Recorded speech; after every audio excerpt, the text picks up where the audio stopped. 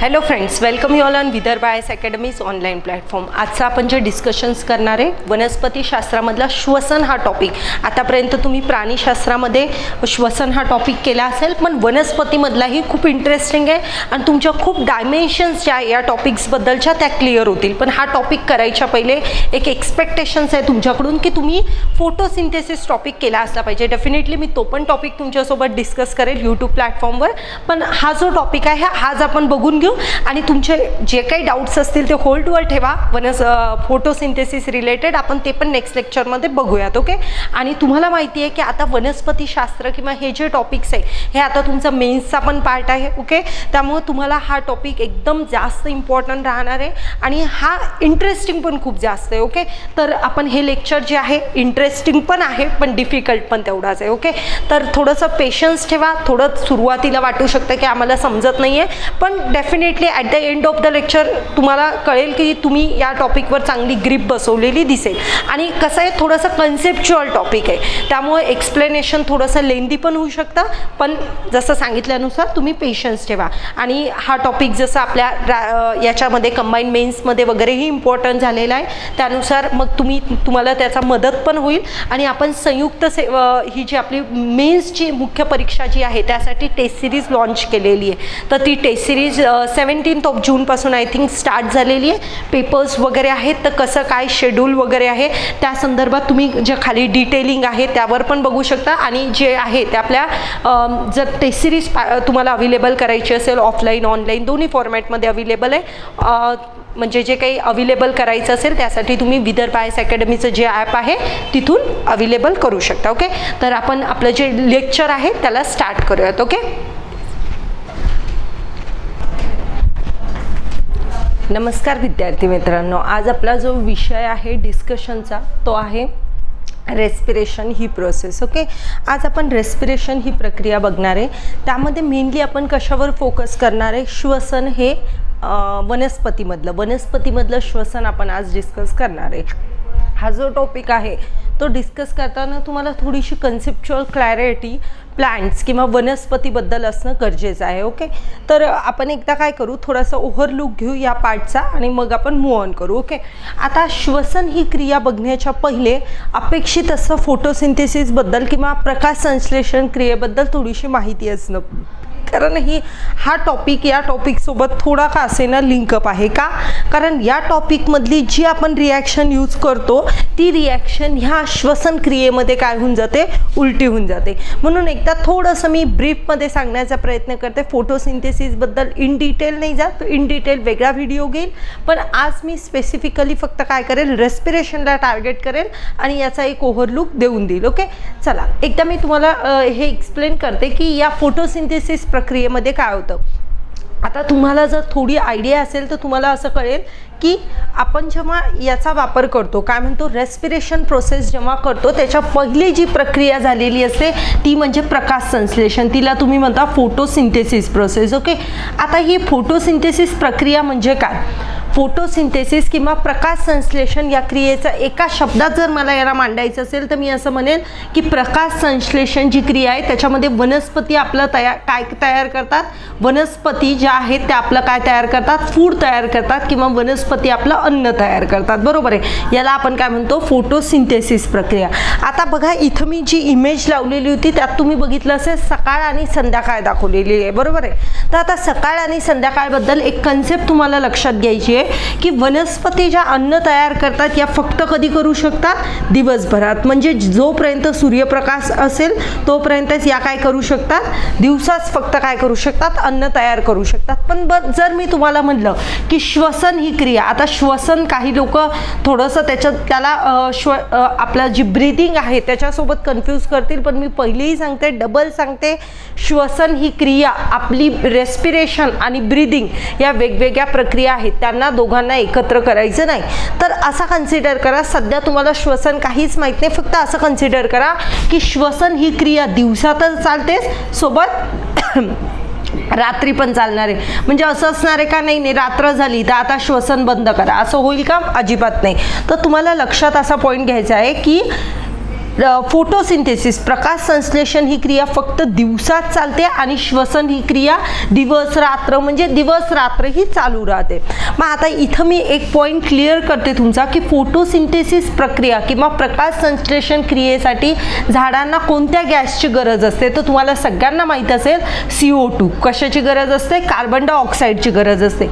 मग बघा मी आता इथं असं लिहू शकते का, तुम्ही एक रिॲक्शन बघितली असेल त्यात तुम्हाला कळलं असेल की कार्बन डायऑक्साईड ग्लुकोज कसा बनतो किंवा वनस्पती आपल्या अन्न तयार कशा करतात त्यामध्ये आपण ग्लुकोजला अन्न म्हणू, बरोबर आहे. ग्लुकोजला आपण अन्न म्हणू सध्याच्या कन्सिडरेशनमध्ये. कार्बन डायऑक्साईड आणि वॉटर या दोघांचं मिक्सचर होऊन काय बनतो, फायनली ग्लुकोज मॉलिक्यूल बनतो आणि त्याच्यासोबत काय बाहेर पडतो, ऑक्सिजन. ही प्रक्रिया कधी होते, या प्रक्रियेला आपण प्रकाश संश्लेषण क्रिया म्हणतो, बरोबर आहे. फोटोसिंथेसिस प्रोसेस म्हणतो किंवा प्रकाश संश्लेषण क्रिया म्हणतो. वनस्पती जेव्हा आपलं अन्न तयार करतात तेव्हा ते कार्बन डायऑक्साईड वॉटर यांना कंबाईन करतात आणि त्यातून ग्लुकोज आणि ऑक्सिजन बाहेर काढतात. आता ही प्रोसेस एवढी छोटी नाही आहे, ही प्रोसेस खूप डिटेलमध्ये, पण मी आज फोटोसिंथेसिस डिस्कस करत नाही आहे त्यामुळं मी याला लिमिटेड ठेवते. मग आता बघा, ज्यावेळी ही प्रक्रिया कोणती आहे, फोटोसिंथेसिस प्रकाश संश्लेषण क्रिया आहे. मग ही होणार कधी, प्रकाश असतानाच होईल. प्रकाश संश्लेषण आहे म्हणजे ही जी फोटोसिंथेसिस प्रक्रिया ही फक्त दिवसा होईल. तर मी असं म्हणू शकते ही प्रक्रिया फक्त दिवसा होणार, संध्याकाळी होणार नाही. प्रकाश संश्लेषण ही क्रिया फक्त दिवसा वनस्पती परफॉर्म करणार. म्हणून मग वनस्पती अन्न ह्या सकाळी तयार करून घेणार, सोबत ऑक्सिजन मॉलिक्यूल बाहेर काढणार. आता मी उलटं बोलतेय, आता मी दुसरा पॉईंट बोलते याच्यासोबत. मी बोलतेय की रेस्पिरेशन किंवा श्वसन ही क्रिया सकाळी पण होणार, संध्याकाळी पण होणार. पण ही क्रिया जेव्हा होत असते तेव्हा एक पॉईंट तुम्हाला लक्षात ठेवायचा आहे की रेस्पिरेशन म्हणजे काय. जो एक जे फूड असेल किंवा ग्लुकोजचा मॉलिक्यूल तयार झालेला असेल त्याचं ब्रेकडाऊन करणं म्हणजे काय, रेस्पिरेशन. श्वसन क्रिया म्हणजे काय, आपल्याजवळ जे ग्लुकोज आहे त्या ग्लुकोजला वेगवेगळ्या मॉलिक्यूलमध्ये तोडून त्याचं कशात रूपांतर करणं, एनर्जीमध्ये रूपांतर करणं म्हणजे ग्लुकोज प्रक्रिया. मग यामध्ये तुम्हाला असं लक्षात ठेवायचं आहे की जेव्हा श्वसन ही क्रिया होईल तेव्हा ग्लुकोज मॉलिक्यूल कशासोबत कंबाईन करेल, ऑक्सिजन सोबत कंबाईन करेल आणि काय बनवेल. तर आता हा प्रॉडक्ट तुम्हाला लक्षातच ठेवायचा आहे. काय होतं, पहिल्या कंडिशनमध्ये कार्बन डायऑक्साईड वॉटर एकत्र झाले, ग्लुकोज आणि ऑक्सिजन बनलं. दुसऱ्या प्रक्रियेमध्ये ग्लुकोज आणि ऑक्सिजन एकत्र झाले तर काय बनेल, कार्बन डायऑक्साईड आणि वॉटर. आता बघा, कार्बन डायऑक्साईड आणि वॉटर. मग आता तुम्ही एक लक्षात घ्या, मला जो पॉईंट सांगायचा आहे त्याला तुम्ही इथं प्रॉपरली लक्षात घ्या. बघा काय सांगते, जेव्हा मला प्रकाश संश्लेषण क्रिया करायची असते मला कोणकोणतं रॉ मटेरियल लागतं, कार्बन डायऑक्साईड आणि वॉटर. मग मी असं म्हणू शकते प्रकाश संश्लेषण क्रिया जेव्हा चालू असते तेव्हा वनस्पती सकाळी काय मागतात, ऑक्सिजन मागतात. का, कारण त्यांना प्रकाश संश्लेषण क्रिया करायची. वनस्पती सकाळ संध्याकाळ दोन्ही टाइम पिरियडला, सकाळ असो किंवा संध्याकाळ असो, दोन्ही वेळी काय करतात, दोन्ही वेळी रेस्पिरेशन त्यांचं चालू असतं. सकाळी तर त्यांना रेस्पिरेशन ही प्रक्रिया किंवा श्वसन ही प्रक्रिया करण्यासाठी कशाची गरज आहे बघा. जसं इकडं प्रॉडक्ट काय, इकडं त्यांना रॉ मटेरियल काय लागत होतं, कार्बन डायऑक्साईड. या प्रक्रियेमध्ये रॉ मटेरियल काय लागतं, ऑक्सिजन. मग या प्रक्रियेमध्ये त्यांना कार्बन डायऑक्साईड पाहिजे, या प्रक्रियेमध्ये त्यांना ऑक्सिजन पाहिजे. पण बघा, प्रकाश संश्लेषण क्रिया ही दिवसा चालू असते म्हणून सकाळची गरज रेस्पिरेशन मधल्या ऑक्सिजनची कोण भागवणार, फोटोसिंथेसिस प्रक्रियेमध्ये तयार झालेला ऑक्सिजन. बघा काय सांगितलं मी, रेस्पिरेशन ही सकाळी पण होणार, संध्याकाळी पण होणार.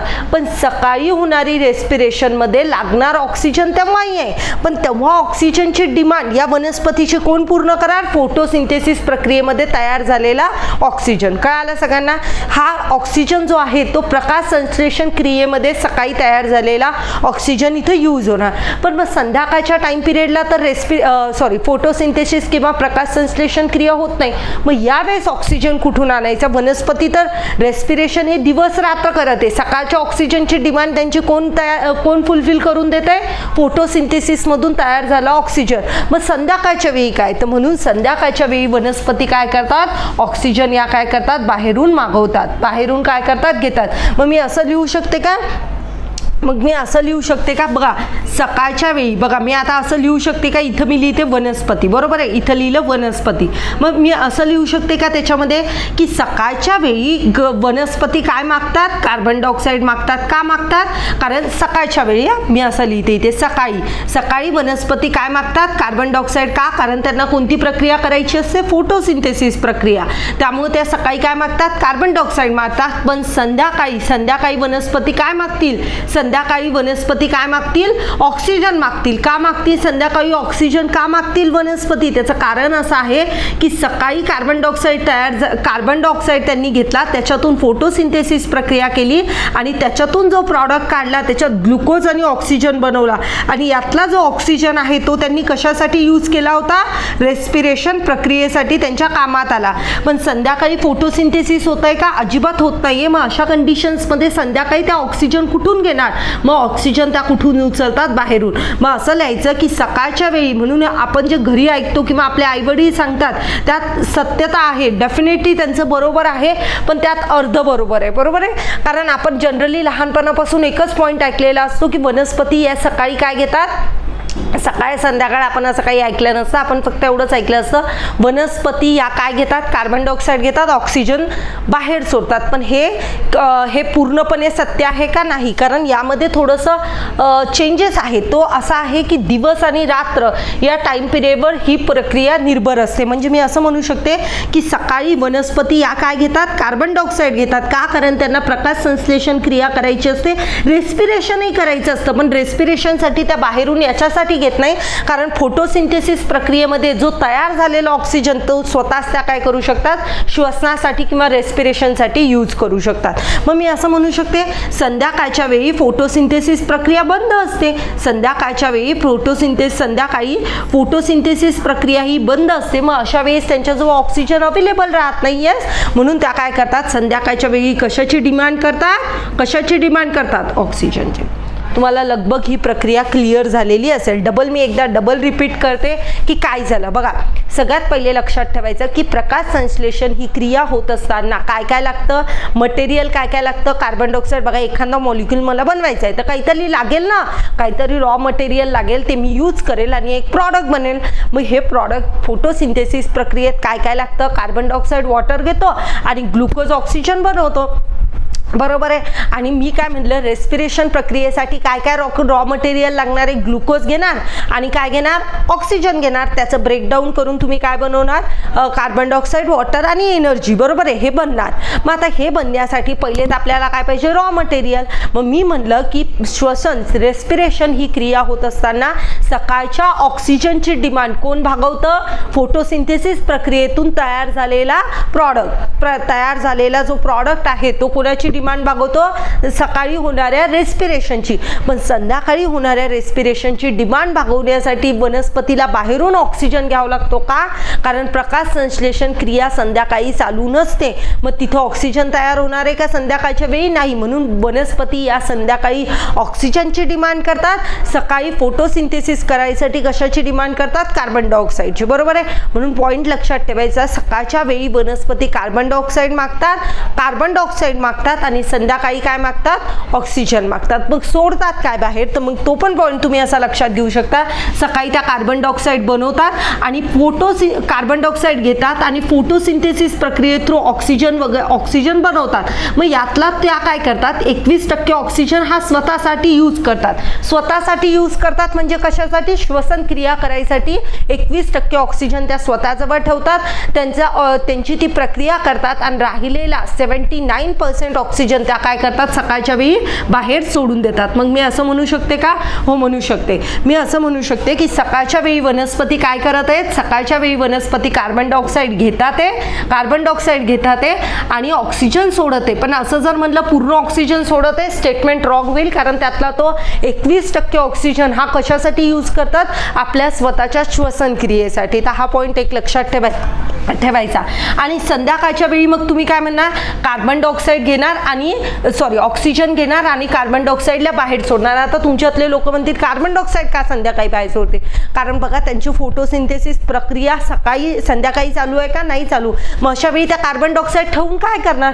म्हणून त्या काय करतात, अशा वेळी कार्बन डायऑक्साईड बाहेर सोडून देतात. म्हणून तुम्हाला असं घरचे बोलतात की संध्याकाळच्या वेळी झाडाखाली बसायचं नाही, कारण त्या ऑक्सिजन कंटिन्यू घेत असतात आणि कार्बन डायऑक्साईड बाहेर सोडत असतात. म्हणून आपल्याला तिथं जर झाडाखाली आपण राहिलो संध्याकाळच्या वेळी तर आपल्याला प्रॉब्लेम होऊ शकतो. एकतर ऑक्सिजन तिथं कमी असतो, त्यामुळे तेही आपल्यासाठी बरोबर नसतं आणि कार्बन डायऑक्साईडची मात्रा वाढलेली असते, तेही आपल्यासाठी कार्बन डायऑक्साईड आपल्यासाठी आपल्या रेस्पिरेशन प्रोसेसमध्ये कामात येणारा, ब्रीदिंग प्रोसेसमध्ये कामात येणारा वायू नाही आहे. म्हणून आपल्याला हा पाहिजे नाही. हा पॉईंट अशा प्रकारे आपण लक्षात ठेवू शकतो. झालं असेल तुम्हाला एक बेसिक आयडिया आली असेल की आपल्याला काय काय डिस्कस करायचं आहे आजच्या लेक्चरमध्ये.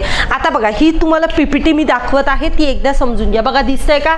सकाळचा टाइम पिरियड आहे, फोटोसिंथेसिस प्रक्रिया झाडांना करायची आहे आणि त्यासाठी त्या काय मागत आहे? बघा त्या काय मागत आहे इथं दिसतंय का तुम्हाला?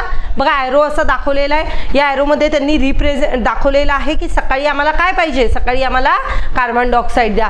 आणि बाहेर काय सोडते? बघा वनस्पती बाहेर काय सोडते? ऑक्सिजन. पण सगळा सोडते का? नाही. 21% त्या स्वतःसाठी यूज करून घेतील, ज्याच्यामधला तो 21%तला तो कशासाठी यूज करतील?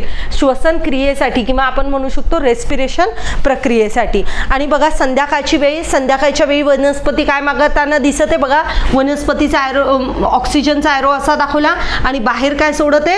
Carbon dioxide. ऑक्सिजन कशासाठी मागणार आहे? कारण दिवस रात्र ही प्रक्रिया रेस्पिरेशन होतीये. सकाळची त्यांची गरज कोण भागवते? फोटोसिंथेसिस प्रक्रियेत तयार झालेला ऑक्सिजन. पण संध्याकाळी फोटोसिंथेसिस होणार नाही, म्हणून त्या बाहेरून काय मागणार? ऑक्सिजन मागणार आणि बाहेर काय सोडणार? Carbon dioxide. तुम्हाला हे व्यवस्थित क्लिअर झालं असेल. अपेक्षित आहे की हे तुम्हाला एक जी आयडिया आहे ती क्लिअर झालेली असेल. आता मी थोडंसं रेस्पिरेशनवर बोलते, कारण मला हा पॉईंट तुम्हाला जास्त चांगल्याने कन्वे करायचा होता आणि हा एक इम्पॉर्टंट पॉईंट आहे. वनस्पती शास्त्र बघा कसं आहे, सगळ्या गोष्टी एकमेकांसोबत लिंकअप आहे. आता मी तुम्हाला थोडंसं अजून एक्सप्लोअर करेल, त्यामध्ये रिप्रोडक्शन्स वगैरे या प्रोसेस सांगेल. वनस्पतीमध्ये कशा होतात. खूप इंटरेस्टिंग आहे वनस्पतीशास्त्र. फक्त तुम्हाला थोडंसं समजून घ्यावं लागतील या गोष्टी. पाठ करण्याच्या ऐवजी थोडं जर आपण समजून घेतलं तर आपला इंटरेस्टही बिल्डअप होतो सायन्समध्ये आणि आपल्याला म्हणजे त्या गोष्टी पाठ करायला किंवा रट्टा मारायला वगैरे अवघड जात नाही. आता हे तुम्हाला पाठ करायची गरज पडेल का? अजिबात नाही. फक्त तुम्ही एवढी कन्सेप्ट एकदा फक्त लक्षात घेऊन घ्या. चला आता आपण थोडंसं पुढं जाऊ की पुढं आपल्याला काही पॉईंट्स डिस्कस करायचे याच्या संदर्भात. कशा संदर्भात? रेस्पिरेशन संदर्भात. आता मी काय काय सांगते त्याच्यावर व्यवस्थित लक्ष द्या, कारण मी हा ब्लॅक बोर्डचाच वापर करणार आहे. मला पहिले एक्सप्लेन करण्यासाठी मग आपण PPT करू. किती असलं तरी एकदा आपल्याला पहिले ते समजून घेणं गरजेचं आहे. बघा मी काय म्हणते, श्वसन ही क्रिया किंवा आपण असं म्हणू रेस्पिरेशन ही प्रक्रिया. रेस्पिरेशन प्रक्रिया म्हणजे काय? रेस्पिरेशन प्रक्रिया म्हणजे एका ग्लुकोजचं रूपांतर, ग्लुकोज मॉलिक्यूल जो आहे त्या ग्लुकोजला ऑक्सिजनच्या मदतीनं ब्रेकडाऊन करून त्याच्यापासून काय बनवणं? कार्बन डायऑक्साईड, वॉटर म्हणजे आणि सोबत काय बनवणं? ATP किंवा आपण त्या ATPचा लॉंग फॉर्म आहे. ATPचा लॉंग फॉर्म लक्षात ठेवायच्या ऐवजी तुम्ही जर एनर्जी जरी याला म्हणलं तरी चालेल. याचा तसा लॉंग फॉर्म आहे ॲडिनोज ट्रायफॉस्फेट. काय म्हणू शकतो? ॲडिनोज ट्रायफॉस्फेट. ओके, हा त्याचा लॉंग फॉर्म आहे, पण याला तुम्ही एनर्जी पण म्हणू शकता. तर आपण आता या ATP जेव्हा मी म्हणेन तेव्हा तुम्ही त्याला काय म्हणणार? एनर्जी. म्हणजे मी डेफिनेशन काय सांगते, श्वसन ही क्रिया म्हणजे काय? ग्लुकोज मॉलिक्यूल ऑक्सिजनच्या मदतीने ब्रेकडाऊन करून त्याचं कशात रूपांतर करणं? एनर्जीमध्ये रूपांतर करणं किंवा त्याच्यापासून ऊर्जा बनवणं. म्हणजे काय? ऊर्जा बनवणं म्हणजे कोणती प्रक्रिया झाली? आपली रेस्पिरेशन प्रोसेस झाली. मग आता दुसरा मुद्दा आहे की ही प्रक्रिया करावं का लागते? करावी याच्यासाठी लागते कारण आपल्या सगळ्या क्रिया करण्यासाठी आपल्याला कशाची गरज आहे? ऊर्जेची गरज आहे. आणि ही ऊर्जा आपल्याला कुठून मिळेल? ऊर्जा तयार होण्यासाठी आपल्याला काय करावं लागेल? ग्लुकोज आणि ऑक्सिजनच्या मदतीने त्याला तोडावं लागेल आणि तेव्हाच आपल्या वेगवेगळ्या अवयवांमध्ये ऊर्जा ही निर्माण होईल. मग आता ही ऊर्जा तयार कुठं होते? तर तुम्हाला एक पॉईंट लक्षात ठेवायचं आहे. तुम्ही थोडंसं आता मला कसं ह्या गोष्टी सांगताना माझं असं अपेक्षित आहे की तुमच्या थोड्या तरी बेसिक कन्सेप्ट क्लिअर असणं गरजेचं आहे. जसं की पेशी हा टॉपिक, सेलचं स्ट्रक्चर वगैरे नसेल झालं तर तुम्ही डेफिनेटली एक काम करू शकता, सेल वगैरे हा टॉपिक स्टडी करून नंतर हे बघा, कारण या कसं सगळ्या लिंकअप टॉपिक आहे तर वनस्पतीमधले. म्हणून कोणताही बघा, तुम्ही त्यातलं कोणतंही म्हणजे कोणताही पार्ट, ह्युमन ॲनाटॉमी असो किंवा वनस्पतीशास्त्र असो, बाकीचा कोणताही पार्ट स्टडी करायच्या पहिले सगळ्यात पहिले एक काम करा, बायोलॉजी स्टडी करायच्या पहिले सेल, दोन्ही पेशी, प्लांट अँड ॲनिमल सेल याला खूप चांगल्या प्रकारे डिटेलली स्टडी करा. म्हणजे तुम्हाला हे जे मी टॉपिक सांगते याला लिंकअप करायला थोडं इझी होईल. बघा, मी काय बोलली की ही ऊर्जा तयार होते. मग ही ऊर्जा कुठं तयार होते? तर ही ऊर्जा तुम्हाला बघायला मिळेल पेशी किंवा आपण त्याला म्हणू शकतो सेल. कुठं तयार होते? पेशी किंवा सेल. म्हणून या प्रक्रियेला आपण असं म्हणतो सेल्युलर रेस्पिरेशन. काय म्हणतो? सेल्युलर. कारण ही प्रक्रिया कुठं होणार आहे? सेलमध्ये होणार आहे. म्हणून या प्रक्रियेला आपण काय म्हणतो? Cellular respiration. ही प्रक्रिया कुठं होणार आहे? सेल्समध्ये होणार आहे. म्हणून आपण त्याला सेल्युलर रेस्पिरेशन म्हणू. प्रक्रिया काय होणार? क्लिअर झालं. ग्लुकोजला ऑक्सिजनच्या मदतीने तोडणं आणि एनर्जी बनवणं. मग मी म्हणू शकते ही प्रक्रिया सेलमध्ये होणार. मग आता तुम्हाला सगळ्यांना माहिती आहे सेल्स कशापासून बनलेले? टिश्यूजपासून. टिश्यू कशापासून बनलाय? ऑर्गनपासून. म्हणजे आपल्या प्रत्येक बॉडीच्या सेल्समध्ये ही प्रक्रिया होणार आहे आणि त्यातून जी एनर्जी बनली ती वेगवेगळ्या ऑर्गन्स किंवा आपण म्हणू शकतो बॉडी पार्ट्स हे यूज करणार आहे वेगवेगळ्या मूव्हमेंट वगैरे करण्यासाठी. ही पॉईंट क्लिअर झाला. आता मी बघा थोडंसं पुढच्या अँगलनं जाते आणि त्यामध्ये सांगते की रेस्पिरेशन ही प्रक्रिया दोन मोडमध्ये होते. म्हणजे मी असं म्हणू शकते विना ऑक्सी श्वसन आणि दुसरं म्हणू शकते ऑक्सी श्वसन. काय म्हणते? विना ऑक्सी श्वसन आणि दुसरं विना ऑक्सी श्वसन आणि ऑक्सी श्वसन या दोन क्रिया. आता बघा थोडंसं ना हा टॉपिक कसा आहे, एवढं इझी नाही आहे, थोडेसे कॉम्प्लिकेटेड आहे. पण तुम्ही जर समजण्याचा प्रयत्न केला ना तर डेफिनेटली समजेल. आपल्याला बिलकुल नीटच्या लेवलवरही जायचं नाही आहे आणि एकदम म्हणजे असंही म्हणू शकत ते एकदम वरवरचा अभ्यास करायचा आहे असंही नाही. आपल्याला थोडी डेप्थ तरी मेंटेन ठेवावं लागते, पण खूप डेप्थवर जायची गरज नाही. जेवढं सांगते एवढं जरी तुम्ही प्रॉपर केलं तरी तुमचे प्रश्न आरामात चांगल्या रीतीने डील होतील. कारण आपण एक थोडी डेप्थ मेंटेन करण्याचा प्रयत्न करत आहे. बघा मी काय सांगितलं, दोन रेस्पिरेशन किंवा श्वसन ही क्रियेला आपण दोन भागांमध्ये डिवाइड करू शकतो. श्वसन काय सगळ्यांना कळालं? ग्लुकोजच्या मॉलिक्युलचं रूपांतर ऑक्सिजनच्या मदतीने कशात करणं? ऊर्जेमध्ये करणं आणि त्यापासून कार्बन डायऑक्साईड, वॉटर वगैरे याची निर्मिती होते. मग आता मी असं म्हणू शकते की विना ऑक्सी श्वसन ही क्रिया श्वसन क्रियेचे दोन भाग पडतात, विना ऑक्सी श्वसन आणि ऑक्सी श्वसन. ऑक्सी श्वसन म्हणजे काहीच नाही, याला मी काय म्हणू शकते? एरोबिक रेस्पिरेशन पण म्हणू शकते आणि विना ऑक्सी श्वसनला मी अनएरोबिक रेस्पिरेशन पण म्हणू शकते. काय इंग्लिशमध्ये याला अनएरोबिक म्हणायचं, याला एरोबिक म्हणायचं. एरोबिक अनएरोबिक काय? ऑक्सी श्वसन विना ऑक्सी श्वसन काय?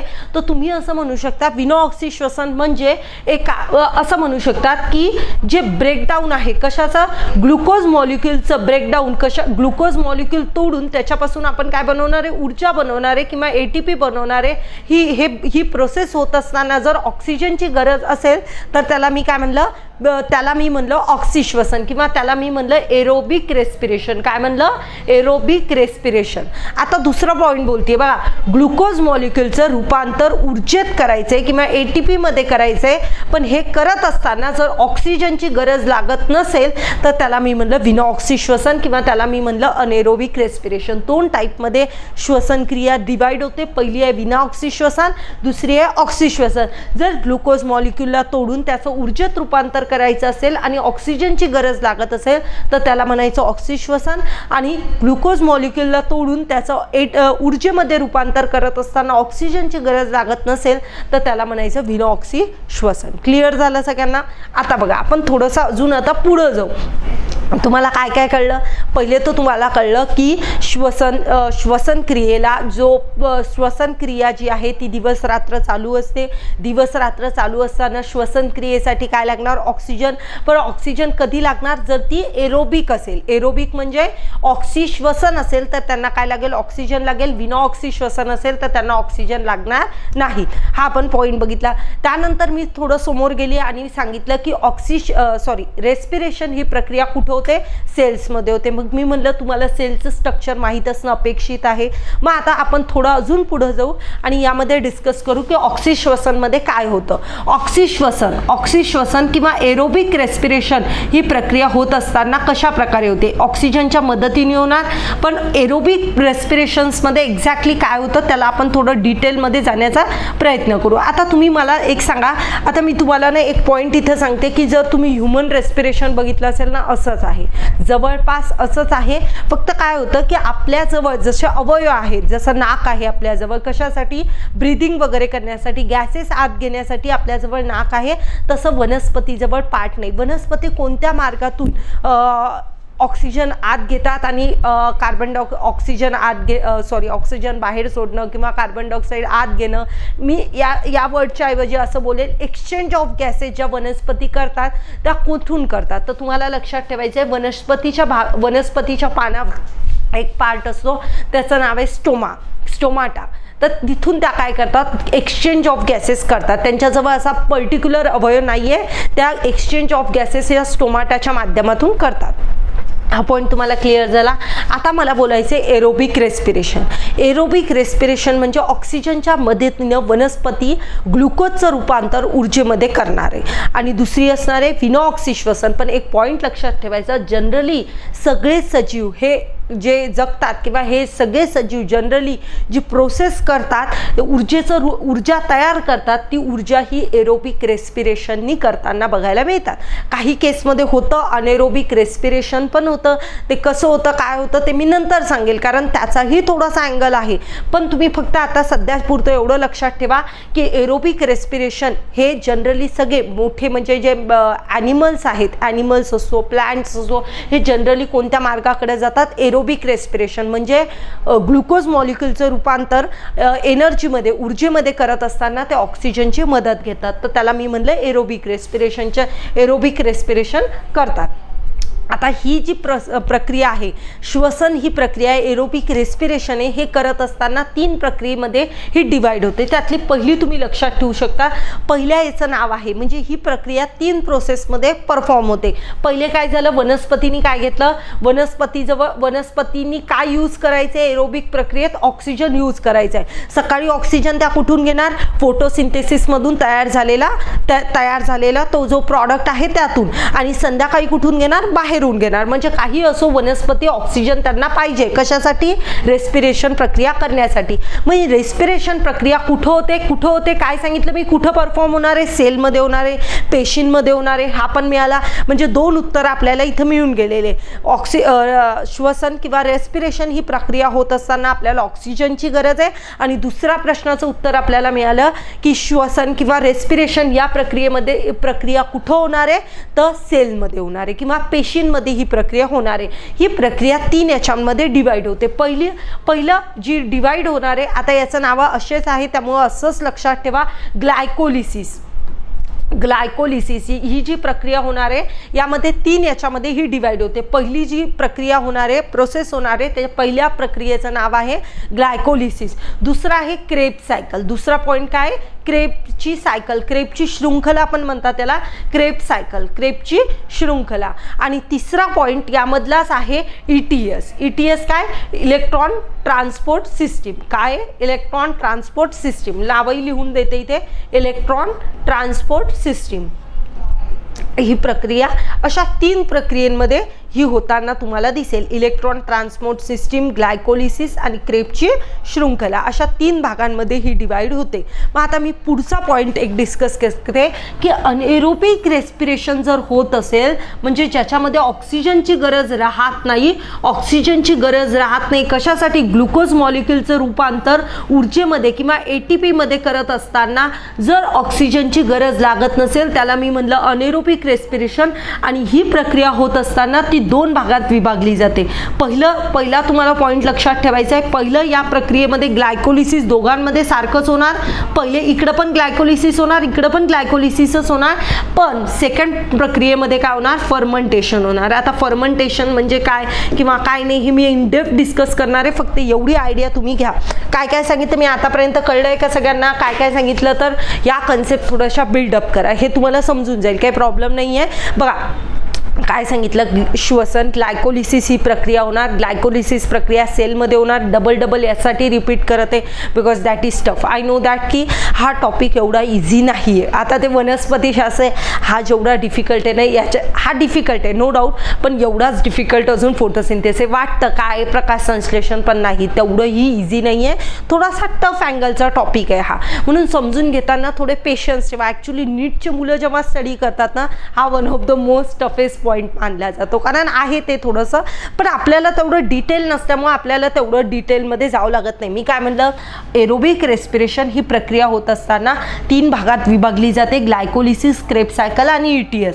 जर ते अनेरोबिक होत असेल तर ते 2च प्रक्रियेमध्ये त्यांची एनर्जी बनवून टाकतं. एवढं कळलं. इथे एनर्जी बनवण्यासाठी, एरोबिक रेस्पिरेशनमध्ये एनर्जी बनवण्यासाठी मला 3 प्रक्रियेचा यूज करावा लागतो, तिकडं मला एनर्जी बनवण्यासाठी फक्त 2 प्रक्रियेचा उपयोग करावा लागतो आणि माझी एनर्जी बनवून जाते.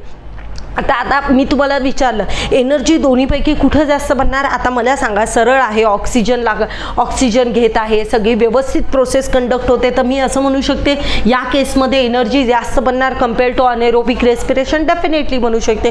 तर तुम्हाला हाही पॉईंट लक्षात ठेवायचा आहे की इथं एनर्जी जास्त बनणार, इथे एनर्जी कमी बनणार. बरोबर आहे. आता बघा, आता आपण अजून पुढं जाऊ आणि या प्रोसेसमधला एक एक अँगल डिस्कस करू. मी पहिले बोलली रेस्पिरेशन म्हणजे ग्लुकोज मॉलिक्यूलला ऑक्सिजनच्या मदतीने ब्रेकडाऊन करून त्याच्यापासून ऑक्सिजन बनवणं, ही प्रक्रिया सेलमध्ये होणार. एरोबिक अनेरोबिक रेस्पिरेशन, जर ऑक्सिजनच्या मदतीनं रेस्पिरेशन होत असेल एरोबिक, ऑक्सिजनच्या अब्सेन्समध्ये होत असेल अनेरोबिक. ही प्रक्रिया होत असताना या प्रक्रियेमध्ये एरोबिक रेस्पिरेशन 3 याच्यात डिवाइड होतं, ते 2 याच्यात डिवाइड होतं anaerobic, glycolysis, Krebs cycle, ETS. आता ग्लायकोलिसिस म्हणजे काय, ग्लायकोलिसिस दोन्हीकडं कॉमन आहे. आता मी थोडंसं पुढं जाऊन बोलते की ग्लायकोलिसिस प्रक्रिया म्हणजे काय. ग्लायकोलिसिस प्रक्रिया म्हणजे काय, ग्लायकोलिसिस दोन्हीकडे कॉमन आहे. हो, म्हणजे मी एकदा ग्लायकोलिसिस डिस्कस केलं तर तसंच ग्लायकोलिसिस कुठं होणार आहे, अनेरोबिक. मग आता फक्त मी काय बोलली होती बघा, ग्लायकोलिसिस, किंवा मी असं म्हणली होती की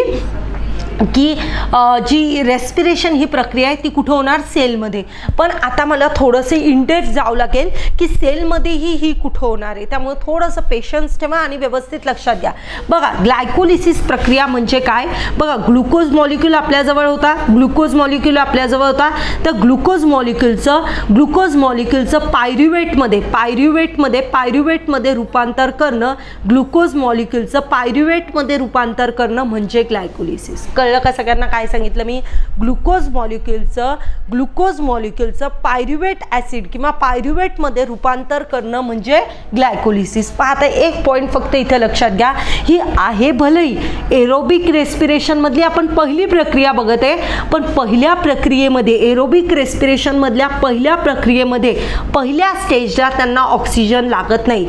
स्टेज 1 जेव्हा ते परफॉर्म करतात त्यावेळेस त्यांना काय लागत नाही, ऑक्सिजनची गरज लागत नाही. काय सांगितलं, ग्लुकोज मॉलिक्यूल पायरुवेटमध्ये बनणं म्हणजे काय, ग्लायकोलिसिस. पण पहिली स्टेज होत असताना त्यांना ऑक्सिजनची गरज पडत नाही.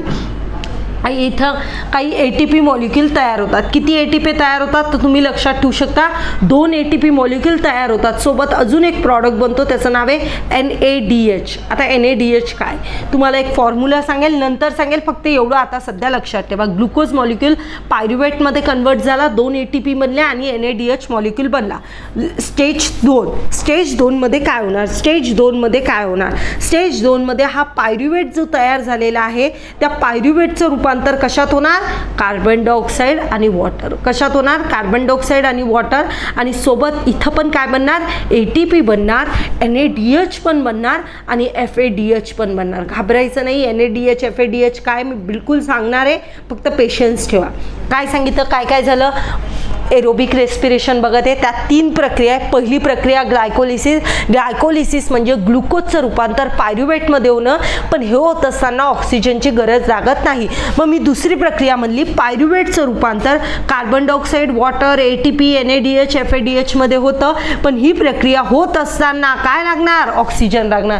म्हणून आपण बघितलं की पहिली प्रक्रिया दोन्हीकडे सारखी आहे. कुठं एरोबिक अनेरोबिक मध्ये पहिली प्रक्रिया सारखी आहे. का, कारण की ती होती कशी आहे, अब्सेन्स ऑफ ऑक्सिजन. जर ती प्रेझेन्स ऑफ ऑक्सिजन झाली असती तर अनेरोबिक मध्ये झाली असती का नाही, पण ही कशी होते, अब्सेन्स ऑफ ऑक्सिजन होते. म्हणून पहिली प्रक्रिया दोन्हीकडं कॉमन आहे. मग झालं, पहिली अब्सेन्स ऑफ ऑक्सिजन, दुसरी ऑक्सिजनच्या प्रेझेन्समध्ये. पण ह्या स्टेज 2ला जसं इथं आपण ग्लायकोलिसिस नाव दिलं तसं इथं काय नाव देणार तुम्ही, क्रेबची शृंखला, किंवा त्या दुसऱ्याला नाव दिलं क्रेब सायकल. आता तिसरी प्रक्रिया काय होणार, ETS. ETS एकदम सोपी आहे.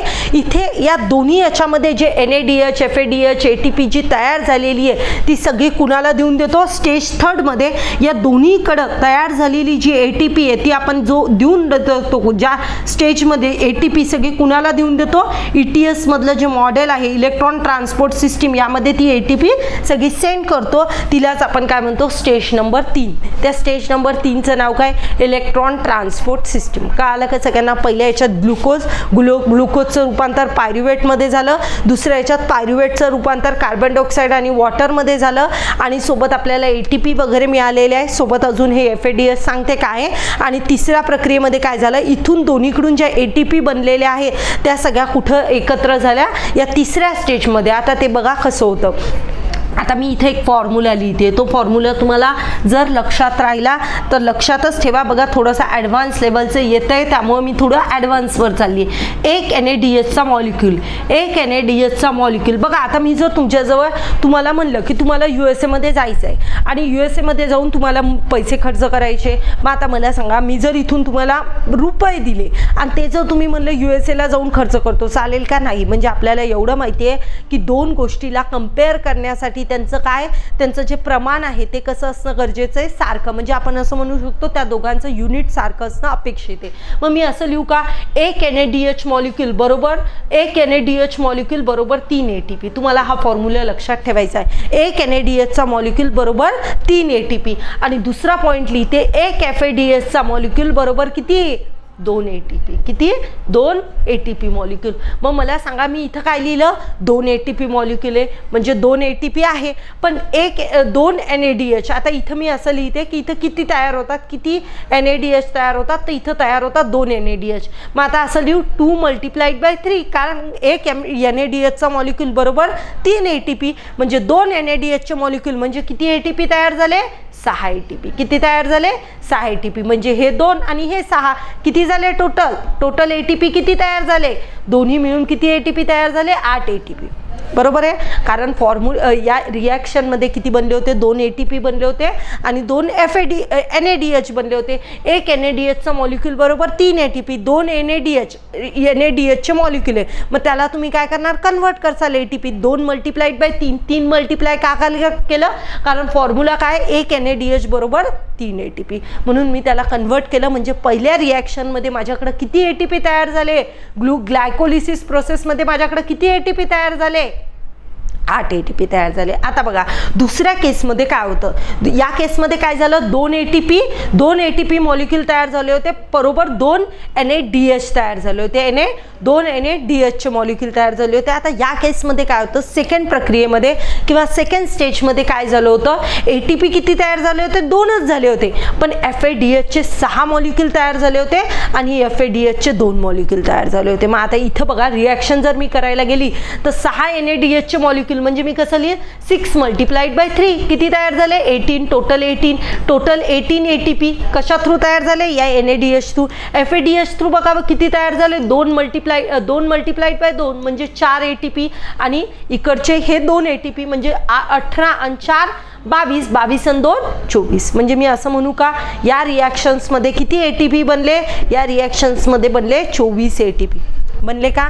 आता या दोघांना सगळ्यांना एकत्र करा बरं, 24 आणि 8 किती झाले, 32. म्हणजे आपण असं म्हणू शकतो स्टेज 3 मध्ये किती ATP असणार, 32 ATP. झालं, एवढं सोपं आहे. फक्त थोडंसं लक्ष देऊन जर तुम्ही केलं ना तर डेफिनेटली समजेल. मी डबल रिपीट करते बघा, एरोबिक रेस्पिरेशन होतंय म्हणजे ऑक्सिजनच्या प्रेझेन्समध्ये होणार, पण दोन्ही केसमध्ये पहिली स्टेज जी आहे म्हणजे एरोबिक असो किंवा अनएरोबिक असो त्यामध्ये ग्लायकोलिसिस प्रक्रिया कॉमन आहे. का, कारण ग्लायकोलिसिस प्रक्रिया होत असताना ऑक्सिजनची गरज लागत नाही. पहिली स्टेज त्यामध्ये होणार ग्लायकोलिसिस, जे आपण इकडच्या साईडमध्ये बघितलं ना तेच मी इकडं लिहिलंय. ग्लायकोलिसिस प्रक्रियेमध्ये काय झालं, ग्लुकोजचं रूपांतर, ग्लायकोलिसिस प्रक्रियेमध्ये ग्लुकोजचं रूपांतर पायरुवेटमध्ये झालं. सोबत काय मिळाले होते, 2 ATPचे मॉलिक्यूल मिळाले. अजून काय मिळालं, 2 ATPचे मॉलिक्यूल तर मिळाले, सोबत 2 NADH मिळाले. मग मी फॉर्म्युला सांगितला, एक NADHचा मॉलिक्यूल बरोबर 3 ATP. मग तुमचे 6 ATP इथं तयार झाले, बरोबर आहे. म्हणजे टोटल ATP किती झाले, 8 ATP तयार झाले आणि पायरुवेट तयार झाला. मग दुसऱ्या केसमध्ये काय झालं, पायरुवेटचं रूपांतर कशामध्ये झालं, कार्बन कार्बन डायऑक्साईड झालं, वॉटर झालं आणि सोबत काय मिळालं, 2 NADHचे 2 FADHचे मॉलिक्यूल, 2 ATPचे मॉलिक्यूल आणि 6 कशाचे मॉलिक्यूल, NADHचे मॉलिक्यूल. सो टोटल ATP इथं किती तयार झाले ते 18 ATP आणि हे दोन्ही ATP एकत्र करून कुठं सेंड झाले, ETS मध्ये, इलेक्ट्रॉन ट्रान्सपोर्ट सिस्टीममध्ये. म्हणजे टोटल ATP या पहिल्या एरोबिक रेस्पिरेशन किंवा ऑक्सिश्वसन या प्रक्रियेमध्ये किती ATP फॉर्मेशन झाले तर तो नंबर तुम्हाला दिसेल 32 ATP. ते 32 ATP कसे तयार झाले हे पण मी तुम्हाला सांगितलं. आता ही रिॲक्शन जेवढ्या छोट्या मी दाखवलेल्या आहे अशा नाही आहे, याच्यात खूप मोठी प्रक्रिया आहे. पण एवढी प्रक्रियेच्या मधले जे प्रॉडक्ट तयार होतात याची आपल्याला गरज नाही, म्हणून आपण डायरेक्ट काय करतो, ग्लुकोजचं कन्व्हर्शन कशात करून टाकतो, पायरुवेटमध्ये. असंच दाखवतो. का दाखवतो, कारण की आपल्याला मधल्या जे इंटरमिडिएट प्रॉडक्ट तयार होत आहेत त्याची गरज नाही आहे, म्हणून तुम्ही अशा प्रकारे लक्षात ठेवू शकता. पण आता एवढंच तुम्ही थांबून जाऊ शकत नाही. ही प्रक्रिया झाली, डेफिनेटली तुम्हाला माहिती झालं कुठं किती ATP तयार झाले. पण तुम्हाला अजून मी एक एक्स्ट्रा पॉईंट याच्यामध्ये कन्वे करणार आहे. तो म्हणजे तुम्हाला पॉईंट लक्षात ठेवायचा आहे की यामध्ये ही प्रक्रिया, प्रत्येक प्रक्रिया सारख्या जागेत होत नाही. म्हणजे सेलमध्ये होती आहे, पण सेलमध्ये फक्त सेलमध्ये काही असं काही बाकीचे पार्ट नाही आहे का, सायटोप्लाझम आहे, क्लोरोप्लास्ट आहे, वेगवेगळे पार्ट्स आहे. मग ही प्रक्रिया त्यामध्येही सेलमध्ये कुठं होते ते तुम्हाला लक्षात ठेवायचं आहे. And it is very very important. म्हणून तुम्ही असं म्हणणार की ग्लायकोलिसिस ही प्रक्रिया कुठं होते तर कुठं होते, सायटोप्लाझममध्ये होते. कुठं होते, सायटोप्लाझममध्ये होते. ग्लायकोलिसिस ही प्रक्रिया कुठं होते, सायटोप्लाझममध्ये होते. क्रेब्स सायकल कुठं होते, क्रेब्स सायकल तुम्हाला लक्षात ठेवायचे मायटोकॉन्ड्रियामध्ये होते. कुठं होते, मायटोकॉन्ड्रिया, ज्याला आपण पॉवर हाऊस ऑफ सेल म्हणतो. कळालं उत्तर, पॉवर हाऊस ऑफ सेल फक्त म्हणून ठेवायचं का नाही, उत्तरही मिळालं असेल. का पॉवर हाऊस ऑफ सेल म्हणलं, कारण क्रेब्स सायकल आणि ETS या दोन्ही प्रोसेस कुठं होतात, मायटोकॉन्ड्रियामध्ये. म्हणजे तुम्हाला स्पेसिफिकली जरी विचारलं एरोबिक रेस्पिरेशन होत असताना ही प्रक्रिया सेलच्या कोणत्या भागात होते,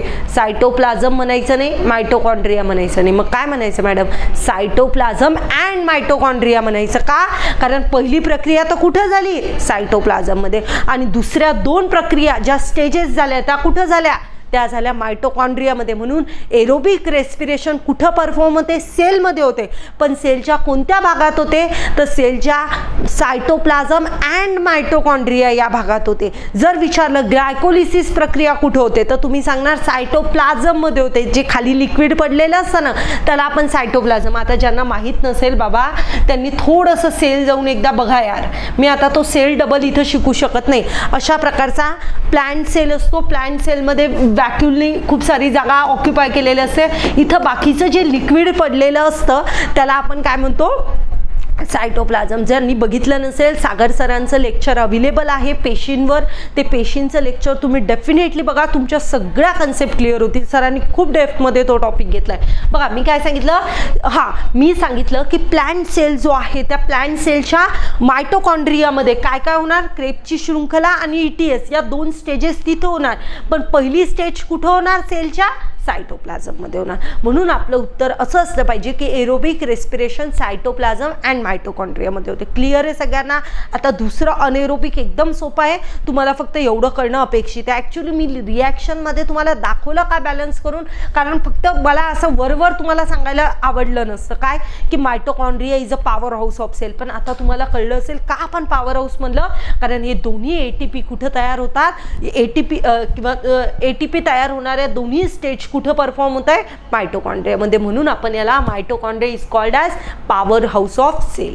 काय आलं सगळ्यांना. आता थोडंसं ना डबल रिपिटेशन यासाठी करते, काही लोकांना नाही समजत, म्हणून मग थोडंसं कसं त्यांचाही विचार करावा लागतो. म्हणून ह्या पॉईंट्स कसं डबल रिपीट करावं लागतात. काही लोकांना डबल समजून जाऊ शकते. यासाठी बेस्ट ऑप्शन तुमचा जो ऑपरेटर आहे, you can go for double एक्सने तुम्ही व्हिडिओ पण बघू शकता. चला आता मला नेक्स्ट पॉईंट बोलायचा आहे, तो म्हणजे अनएरोबिक रेस्पिरेशनबद्दल. तिन्ही प्रक्रिया तुम्हाला क्लिअर झाल्या असतील. बघा अजून आपण स्लाईडवर गेलोही नाही आहे. स्लाईडवर गेल्यावर तर तुमचं अजून जे राहिलेले डायमेन्शन्स आहे तेही क्लिअर होईल. पण माझं एक्सपेक्टेशन आहे की तुम्हाला इथंच कव्हरअप झालं पाहिजे. चला आता आपण बघू की नेक्स्ट वन अनएरोबिक रेस्पिरेशन, ज्याला आपण विना ऑक्सी श्वसन म्हणतो. काय, विना ऑक्सी श्वसन, किंवा त्याला मी लिहिते अनएरोबिक रेस्पिरेशन. अनएरोबिक रेस्पिरेशन ही जी प्रक्रिया आहे ही प्रक्रिया होत असताना मी काय म्हणतो 2च स्टेजमध्ये होणार. मग पहिली स्टेज सगळ्यांना कळाली, ग्लायकोलिसिस. ग्लायकोलिसिस कळाली का सगळ्यांना? ग्लायकोलिसिसमध्ये काय झालं? काय झालं होतं? ग्लुकोजचं रूपांतर कशात झालं? पायरुवेटमध्ये झालं, किंवा त्याला मी म्हणे पायरुवेट ॲसिड किंवा पायरुवेटमध्ये झालं. ग्लुकोजचं रूपांतर पायरुवेटमध्ये होणं याला मी काय म्हणलं होतं या प्रक्रियेला मी काय म्हणलं? ग्लायकोलिसिस. तर पहिलं तर आपल्याला कळालं. मग आता मॅडम हे कसं होणार? Absence of oxygen. आणि ग्लायकोलिसिस प्रक्रिया कुठे होणार सांगा लवकर. कुठे होणार ही प्रक्रिया? तर ही प्रक्रिया कुठे होणार? पुन्हा ही होणार सायटोप्लाझममध्ये. कुठे होणार? सायटोप्लाझममध्ये. मग आता पुढची प्रक्रिया कशी आहे? तर पॉईंट लक्षात ठेवा की जेव्हा आपण एरोबिक रेस्पिरेशन केलं त्या केसमध्ये तुम्ही बघितलं असेल की पायरुवेटचं रूपांतर तेव्हा CO2 आणि H2O मध्ये होत होतं आणि काही ATP बनवत होत्या. त्या केसमध्ये ऑक्सिजनची गरज होती. इथं काय? विनो ऑक्सिश्वसन आहे. इथं ऑक्सिजनची गरज लागत नाही, अब्सेन्स ऑफ ऑक्सिजन होते. मग आता पुढची प्रक्रिया तिथून काय होईल? बदलून जाईल. कारण ही प्रक्रिया आपल्याला कशी करायची आहे? पुन्हा अब्सेन्स ऑफ ऑक्सिजन करायची, कारण ही विनो ऑक्सिश्वसन आहे. मग आता तुम्ही पायरुवेटचं रूपांतर अब्सेन्स ऑफ ऑक्सिजनच्या साह्याने दुसऱ्या मॉलिक्युलमध्ये करतात. तर तिथं पॉईंट लक्षात ठेवायचा. एकतर तिथं तुम्ही असं लिहू शकता इथॅनॉलचं फॉर्मेशन होतं. कशाचं फॉर्मेशन? इथॅनॉल. त्याला अल्कोहोल वेगवेगळ्या नावांनी बोलल्या जातं. तर तुम्ही इथॅनॉल किंवा अल्कोहोलमध्ये फॉर्मेशन होताना लक्षात ठेवू शकतात, because this reaction is perform in case of absence of oxygen. म्हणून मी तिथं फर्मेंटेशन लिहिलं. आता फर्मेंटेशन का लिहिलं? तर इथॅनॉल अल्कोहोलमध्ये रूपांतर होतं कधी? Absence of ऑक्सिजनमध्ये. पायरुवेटचं रूपांतर इथॅनॉल अल्कोहोलमध्ये होणार जर ते काय असेल? प्लांट्समध्ये असेल तर इथॅनॉल अल्कोहोलमध्ये होणार. जर ही रिॲक्शन ॲनिमल्समध्ये झाली, जर अशा प्रकारची रिॲक्शन ॲनिमलमध्ये होत असेल अब्सेन्स ऑफ ऑक्सिजन, तर तिथं काय तयार होईल? लॅक्टिक ॲसिड तयार होईल. काय होईल? लॅक्टिक ॲसिड तयार होईल. कळालं का सगळ्यांना? लॅक्टिक ॲसिड तयार होईल. आता थोडंसं जर मी लॅक्टिक ॲसिडला थोडं एक्सप्लोअर करते, काही लोकांना थोडं कन्फ्युजन असेल की कशा प्रकारे होतं लॅक्टिक ॲसिड तयार, बॉडीत कधी होतं, किंवा बॉडीत मॅडम अनएरोबिक रेस्पिरेशन होतं का? होतं. त्या कधी कधी तेही होतं. कसं होतं ते मी सांगते. ह्युमन बॉडीतही होतं लॅक्टिक ॲसिड तयार. तुम्ही एखादा रेसलर बघितला असेल किंवा एखादा माणूस धावतोय. आता तो धावत असताना तुम्ही एक ऑब्झर्व केलं का? तो धावत असताना एकदम असं जाऊन असे पाय पकडतो. एकदम गेल्या म्हणजे असं धावता एकदम त्याच्या पायाला असा क्रॅम्प येतो किंवा तो असे पाय धरायला जातो. तो पाय का धरतो? तर त्याचं कारण आहे त्याच्या पायांमध्ये काय तयार होतं? लॅक्टिक ॲसिड तयार होतं. लॅक्टिक ॲसिड कसं तयार होतं? तर बघा लॅक्टिक ॲसिड कसं तयार होतं. तुम्हाला एक पॉईंट माहीत असेल लॅक्टिक ॲसिड तयार कसं होतं. बघा, जर एखादा माणूस, मी म्हणते धावतोय, एक व्यक्ती काय करतोय? धावतोय. जर तो व्यक्ती धावत असेल तर मी असं म्हणू शकते याच्या शरीरात एनर्जीची डिमांड वाढली आहे का नाही? Yes, definitely. का? कारण त्याला धावायचं आहे, त्यामुळे त्याच्या शरीरामध्ये एनर्जीची डिमांड काय झालेली? वाढलेली आहे. मग जर या व्यक्तीच्या शरीरात एनर्जीची डिमांड वाढत आहे, मी असं म्हणू शकते का ऑक्सिजनची पण डिमांड वाढली आहे? म्हणू शकते का नाही म्हणू शकत? म्हणू शकते. बघा, एक व्यक्ती धावतोय, तो धावत असताना त्याच्या शरीरात एनर्जीची डिमांड वाढली, ऊर्जेची डिमांड वाढली. का वाढली? कारण त्याला पळायचंय तर त्याच्या शरीरात ऊर्जा लागणार आहे. तो ऊर्जा बनवण्यासाठी काय लागेल? ऑक्सिजन लागेल. कारण आपण बघितलं ना, रेस्पिरेशन ही प्रक्रिया जेव्हा होत असते, रेस्पिरेशन प्रक्रिया म्हणजे काय? ग्लुकोज मॉलिक्यूलला ऑक्सिजनच्या मदतीनं तोडून त्याचं ऊर्जेत रूपांतर करणं. मग ऊर्जामध्ये रूपांतर करायचं असेल तर ऑक्सिजन लागेल का नाही लागेल? ऊर्जा बनवायची असेल तर ऑक्सिजन लागेल. हो, लागेल. ऑक्सिजन तर त्याचा मॅडम काय आहे? रॉ मटेरियल आहे, लागेलच. मग मी म्हणू शकते ऑक्सिजनची पण डिमांड काय होईल? वाढेल. मग एनर्जीची डिमांड वाढली, ऊर्जेची डिमांड वाढली तर ऑक्सिजनची वाढेल, कारण ऑक्सिजनच्या मदतीनंच एनर्जी बनवल्या जाते. मग ऑक्सिजनची डिमांड वाढली, पण बाहेरून मिळणारा सप्लाय ऑक्सिजनचा कमी आहे. म्हणजे बघा, बघा, एक गोष्ट वाढते तर दुसरी गोष्ट काय होईल, कमी होईल ना. बघा, शरीरामध्ये मला जेवढं ऑक्सिजन लागतं त्याच्यापेक्षा जास्त लागत आहे, तर बाहेरून येणारं माझ्या शरीरात जे ऑक्सिजन आहे ते कमी होणार आहे का नाही होणार आहे. म्हणजे बघा, एक गोष्ट वाढते तर दुसरी कमी होत असते ऑब्व्हियसली. ते एकाची डिमांड वाढणं म्हणजे जे रेग्युलर घेतो त्याचा जो रेग्युलर सप्लाय येतोय त्याच्यापेक्षा ते सप्लाय जो आहे तो कसा झाला, कमी झाला, आणि डिमांड कशी झाली, जास्त झाली. मग अशा केसमध्ये मी असं म्हणू शकते की आता रिॲक्शनमध्ये कसं होत आहे, ग्लायकोलिसिस पहिली प्रक्रिया होतीये. कशी, बघा, ग्लुकोजचं रूपांतर चला पटकिनी झालं कशामध्ये, पायरुवेटमध्ये. ऊर्जा तयार होतीये ना, ऊर्जा तयार करायची. ऊर्जा तयार होत असताना ऑक्सिजन मला जेवढा मिळतो त्याच्यापेक्षा कमी मिळतोय. मग अशा केसमध्ये बॉडी काय करते, आपली ह्युमन बॉडी काय करते, ग्लुकोजचं रूपांतर पायरुवेटमध्ये करते. ही प्रक्रिया तर ॲज इट इज होणार, कारण ही प्रक्रिया कशी होतीये, अब्सेन्स ऑफ ऑक्सिजन. पण पायरुवेटचं रूपांतर जेव्हा तुम्हाला पायरुवेटचं रूपांतर पुढच्या प्रॉडक्टमध्ये करण्यासाठी, क्रेबची शृंखलेने जायसाठी मला काय लागेल, ऑक्सिजन लागेल. पण माझ्या जो ऑक्सिजन तेवढा आहे का, नाही आहे. म्हणून ही पण पुढची प्रक्रिया कशी होईल, absence of oxygen. Absence of oxygen झाल्यावर मॅडम काय मिळणार, लॅक्टिक ॲसिड. का आलं, मग लॅक्टिक ॲसिड मिळालं म्हणून त्यानं काय केले, त्याचे पाय धरून ठेवले. का, कारण ऊर्जा तयार होत असताना, ऊर्जा त्याची बनत असताना, पायरुवेटपासून पुढं जाताना क्रेबची शृंखलेत जायसाठी त्याला काय लागणार होतं, ऑक्सिजन. पण ऑक्सिजन नसल्यामुळं मग त्यानं काय केलं, पुढची प्रक्रिया करत असताना अब्सेन्स ऑफ ऑक्सिजन केली. कारण ऑक्सिजनचा सप्लाय कसा झाला होता, बॉडीत कमी झाला होता. कारण तुमच्या बॉडीला जेवढं ऑक्सिजन लागतंय त्यापेक्षा बाहेरून मिळणारं ऑक्सिजन कमी झालं. कारण आपली काही कॅपॅसिटी आहे ना घेण्याची, का असं आहे की नाही वाटेल तितकं ऑक्सिजन नाही. आपल्या बॉडीचा जो घेण्याचा इंटेक आहे त्यालाही काही लिमिटेशन्स असतील, कारण बॉडीची डिमांड खूप वाढली तर इंटेक त्या वेनी वाढेल किंवा त्या स्पीडनं वाढेल असं मी तुम्हाला हमी देऊ शकत नाही. म्हणून मग काय होतं, ग्लुकोजचं रूपांतर पायरुवेटमध्ये होतं, आणि जेव्हा ऑक्सिजन बॉडीमध्ये कमी होऊन जातो अशा केसमध्ये त्या पायरुवेटचं रूपांतर लॅक्टिक ॲसिडमध्ये होतं. म्हणजे ती प्रक्रिया, या दोन्ही प्रक्रिया कशा होतात, अब्सेन्स ऑफ ऑक्सिजन. का, कारण ऑक्सिजन चा सप्लाय हा कमी झाला आहे. म्हणून बॉडीत काय आले, बॉडीच्या आपण पळत असताना एकदम ऊर्जेची हे वाढल्यामुळं आपल्या बॉडीच्या पायांमध्ये धावत असताना पायांमध्ये क्रॅम्प आला, किंवा आपण त्याला म्हणू शकतो पायांमध्ये गोळे वगैरे आले.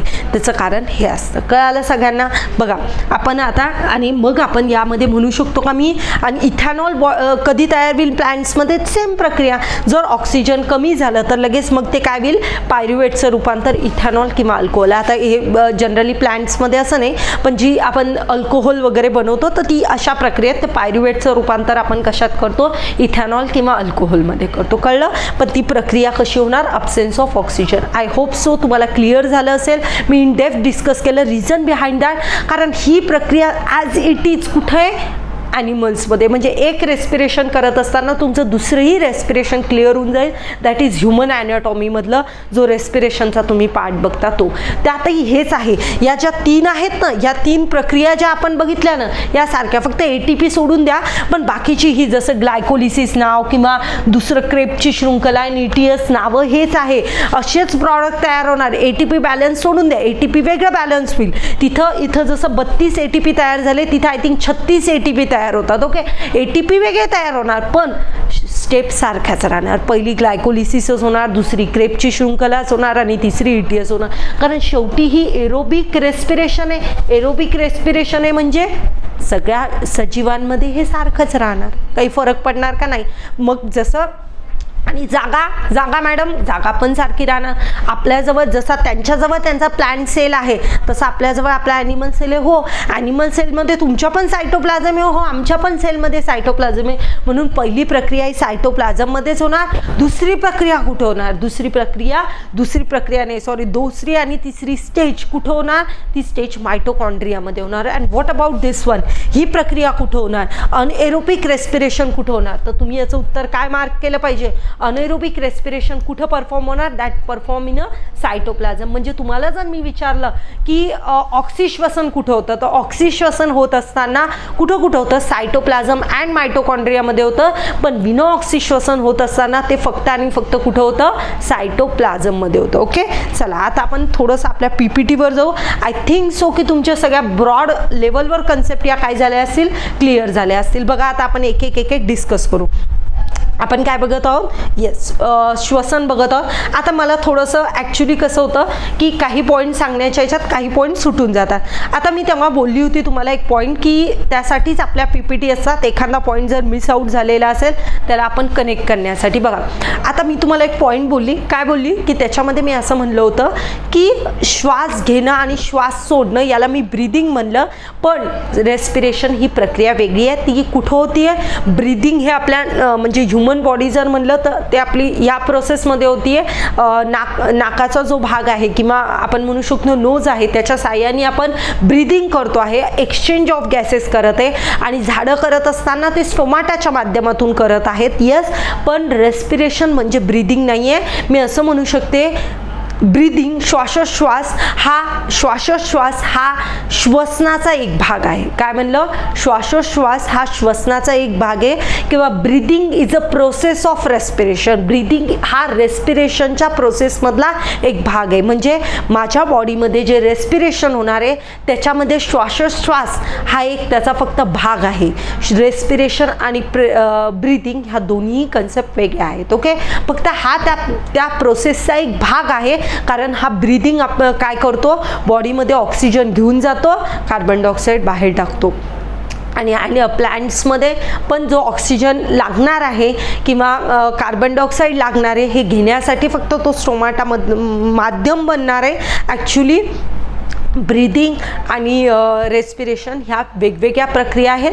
ब्रीदिंग हा फक्त रेस्पिरेशनचा एक भाग असू शकतो, पण प्रक्रिया वेगवेगळ्या आहेत. चला हे तर आपण डिस्कस केले, त्यामुळे याच्यावर आता डबल डिस्कशन्स करण्यात काही पॉईंट नाही. आपण पुढं जाऊ. हां चला एक सेकंड.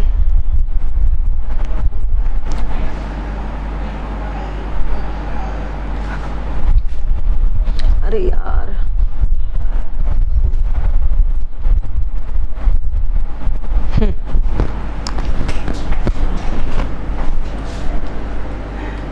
चला करू कंटिन्यू आपण आपला पॉईंट. आता आपल्याला काय करायचं आहे, पुढं डिस्कस करायचं आहे. आता फक्त स्लाइड्स बघायच्या आहे. एक बेसिक आयडिया तुम्हाला याची आलेली आहे की आपल्याला काय काय आहे आपल्या या रेस्पिरेशन्समध्ये काय काय आहे त्याची आयडिया तुम्हाला आलेली असेल. आता फक्त आपलं काय नॉमिनल राहिलेलं आहे की काय काय हे बघायचं. ओके चला आता विदाऊट वेस्टिंग टाईम आपण समोर जाऊ की आपण ब्रीदिंग आणि रेस्पिरेशन, मी बोलली आत्ताच की ब्रीदिंग हा रेस्पिरेशनचा एक भाग असू शकतो, पण ब्रीदिंग आणि रेस्पिरेशन वेगवेगळे. बघा ब्रीदिंगमध्ये काय करतो आपण, फक्त गॅसेसचं एक्सचेंज करतो. म्हणजे कार्बन डायऑक्साईड बाहेर सोडणं, ऑक्सिजन घेणं. वनस्पतीमध्ये ते दिवस रात्रावर डिपेंड असतं. दिवसाची वेळ आहे का रात्रीची वेळ आहे, मी असा थंब रूल नाही सांगू शकत नाही की नाही वनस्पती फक्त ऑक्सिजन घेतात, कार्बन डायऑक्साईड घेतात, ऑक्सिजन बाहेर सोडतात. That is not correct point. This is हा पॉईंट जो आहे तो व्हॅरी करतो दिवस आणि रात्रभर. ओके, पण माणसाचं कंटिन्यू एकच असणार, ऑक्सिजन घेणार, कार्बन डायऑक्साईड बाहेर सोडणार. म्हणून मी म्हणलं की ब्रीदिंग, कार्बन डायऑक्साईड वेगवेगळ्या प्रोसेस आहे. यामध्ये फक्त एक्सचेंज ऑफ गॅसेस होतं. ही जी प्रक्रिया आहे ही प्रक्रियेमध्ये काय होतं, एनर्जीचं फॉर्मेशन होतं. आणि तिसरा पॉईंट तुम्ही म्हणू शकता, आपल्याजवळ एक प्रॉपर ऑर्गन आहे, जसं लंग्स आहे वनस्पतीमध्ये तसा पर्टिक्युलर अवयव नाही, पण त्या स्टोमाटाच्या माध्यमातून करतात. ही जी होत असताना रेस्पिरेशन होत असताना ते कुठं होतं, रेस्पिरेशन होत असताना ते कोणत्या भागात होतं, तर सेलमध्ये होतं. हे कुठं होतं, हे म्हणजे जर ह्युमन बिंग असेल तर लंग्सच्या माध्यमातून होऊ शकतं, किंवा जर ॲनिमल्स असेल प्लांट्स असेल तर स्टोमाटाच्या माध्यमातून होऊ शकतो. ओके चला आता नेक्स्ट पॉईंट बघू की काय दिलेलं आहे. ओके हां नेक्स्ट पॉईंट विल डिस्कस की काय. हां बघा आता ही प्रक्रिया तुम्हाला दिसत असेल, दिसतीये का, येस एक सेकंड. हां बघा ही प्रोसेसमध्ये तुम्हाला जर बघायला मिळत असेल तर तुम्ही बघा की आपण जी रिॲक्शन डिस्कस केलेली आहे ती मी तुम्हाला दाखवली. बघा ग्लुकोज मॉलिक्यूल इथे बघा काय दाखवलं आहे, कार्बन डायऑक्साईड, वॉटर. ॲरो बघा, ॲरोला विसरू नका कसं आहे, तर कार्बन डायऑक्साईड, वॉटर या दोघांचं मेकिंग होऊन शेवटी काय बनतोय, ग्लुकोज, आणि नंतर काय बनतोय ऑक्सिजन. ग्लुकोज आणि ऑक्सिजन बनतोय. तर ही प्रक्रिया कधी होती, फोटोसिंथेसिस प्रक्रिया आपण त्याला म्हणतो. Carbon dioxide, water raw material use होतं आणि ग्लुकोज आणि ऑक्सिजन बनतं. जर ग्लुकोज आणि ऑक्सिजन रॉ मटेरियल यूज होत असेल आणि काय बनत असेल, कार्बन डायऑक्साईड आणि वॉटर सोबत ATP बनत असेल, ऊर्जा बनत असेल, तर त्या प्रोसेसला आपण काय म्हणतो बघा, इथं दाखवलेलं आहे केमिकल एनर्जी ATP बनतो, त्या प्रक्रियेला आपण म्हणतो सेल्युलर रेस्पिरेशन किंवा त्याला आपण सेल रेस्पिरेशनही म्हणू शकतो. नाव सेल्युलर अगोदर का वर्ड ॲड केला, कारण त्याचं कारण आहे ही प्रक्रिया कुठं होतीये, सेल्समध्ये होती आणि ही प्रक्रिया फोटोसिंथेसिस, ज्यामध्ये त्यांना सोलर एनर्जीच्या माध्यम म्हणजे जेव्हा सन असेल किंवा जेव्हा दिवस असेल त्यावेळेस सोलर एनर्जीचा वापर करून ती फोटोसिंथेसिस प्रक्रिया करतात. म्हणजे मी असं म्हणू शकते फोटोसिंथेसिसच्या उलटी रिॲक्शन रेस्पिरेशन होती म्हणू शकतो. येस, चलो नेक्स्ट पॉइंट आपण डिस्कस करू की काय दिलेला आहे. हा बघा, आता ही पाहून लगेच घाबरू वगैरे नका. बघा मी काय दाखवते आता, मी याच्यापेक्षा चांगल्या पद्धतीनं तुम्हाला काढून दाखवलंय, पण मी तुम्हाला इथेही एक्सप्लेन करते की एक्झॅक्टली काय. बघा आता हे काय दिलंय वर नाव सेल्युलर रेस्पिरेशन. आता इथं जर तुम्ही बघत असाल तर व्यवस्थित बघा की आता हा बोर्ड मला तेवढा फ्रेंडली नाही वाटत आहे, त्यामुळे थोडंसं हा बघा, ग्लायकोलिसिस. या ग्लायकोलिसिस प्रक्रियेमध्ये काय झालं, ग्लुकोजचं रूपांतर कशात झालं बघा, इथं नाव दिलेलं दिसत असेल तुम्हाला, पायरुवेटमध्ये झालं. काढली आपण रिॲक्शन ग्लायकोलिसिस म्हणजे ग्लुकोजचं रूपांतर पायरुवेट, अब्सेन्स ऑफ ऑक्सिजन.